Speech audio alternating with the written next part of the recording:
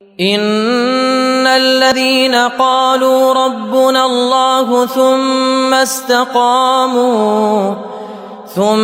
استقاموا تتنزل عليهم الملائكة ألا تخافوا ولا تحزنوا وأبشروا بالجنة التي كنتم توعدون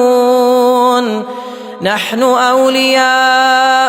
في الحياة الدنيا وفي الآخرة ولكم فيها ما تشتهي أنفسكم ولكم فيها ما تدعون نزلا من غفور رحيم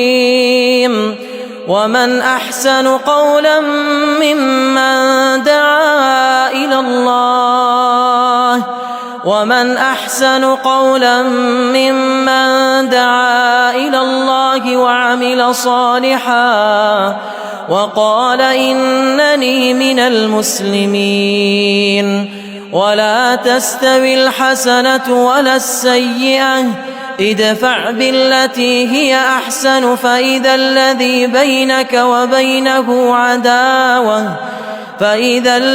بينك وبينه عداوة كأنه ولي حميم وما يلقاها إلا الذين صبروا وما يلقاها إلا ذو حظ عظيم وإما ينزغنك من الشيطان نزغ فاستعذ بالله إنه هو السميع العليم.